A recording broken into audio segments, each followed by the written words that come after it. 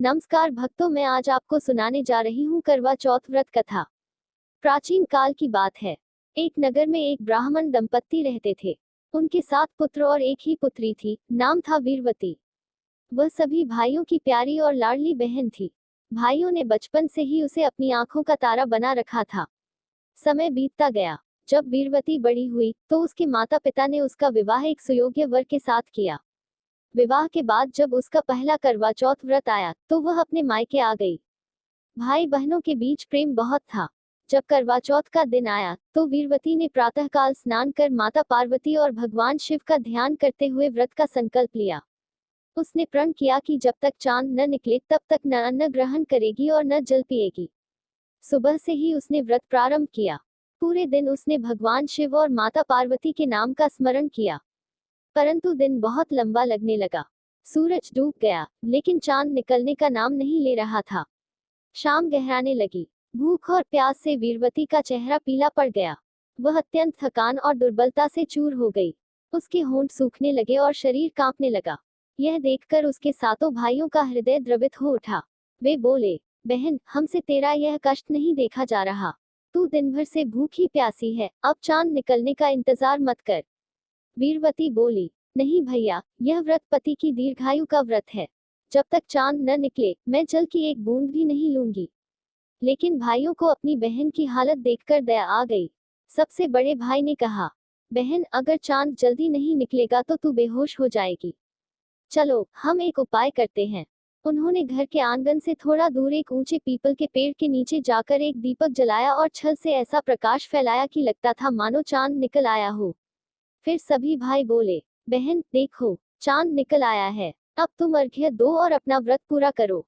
भाइयों की बात पर भरोसा करके वीरवती ने उस दीपक के प्रकाश को चंद्रमा समझ लिया। उसने अर्घ्य दिया, पूजा की और व्रत खोल लिया। जैसे ही उसने जल ग्रहण किया, उसी क्षण उसके हृदय में एक अजीब सी पीड़ा हुई। उसे लगा जैसे कुछ अनिष्ट हुआ हो।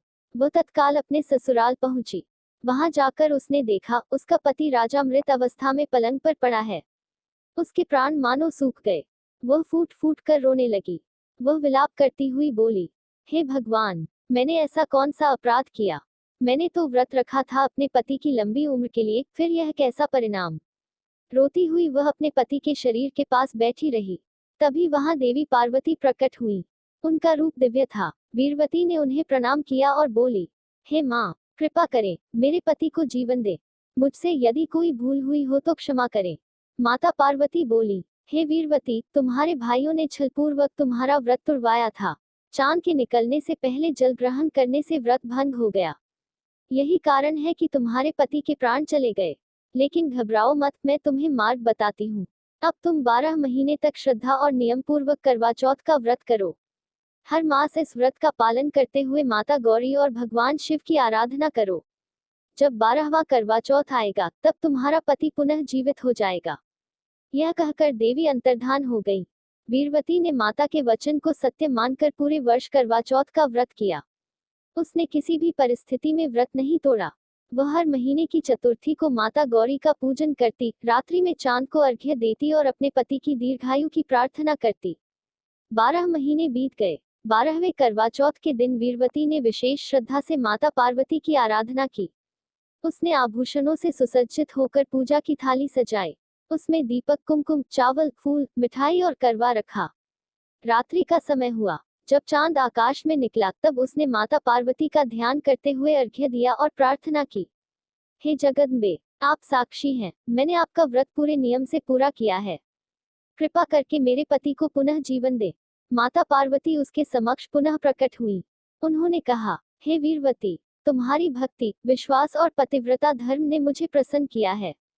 जाओ, तुम्हारा पति पुनः जीवित होगा। इतना कहकर देवी ने आशीर्वाद दिया। उसी क्षण वीरवती का पति जाग उठा। उसने आंखें खोली और कहा, प्रिय, मैं गहरी नींद में था या किसी स्वप्न में। वीरवती आनंद से भर उठी। उसने माता पार्वती को हृदय से धन्यवाद दिया और अपने पति के चरणों में सिर रख दिया। उसके बाद से वह पति पत्नी सुखपूर्वक जीवन बिताने लगे। यह समाचार नगर में फैल गया कि वीरवती के पतिव्रत और करवा चौथ व्रत की महिमा से उसके पति को नया जीवन मिला है। तब से यह व्रत पूरे भारतवर्ष में सुहागिन स्त्रियों द्वारा किया जाने लगा। जो स्त्री श्रद्धा, भक्ति और सच्चे मन से करवा चौथ का व्रत करती है, माता गौरी और भगवान शिव की कृपा से उसे अखंड सौभाग्य, दीर्घायु और पारिवारिक सुख की प्राप्ति होती है।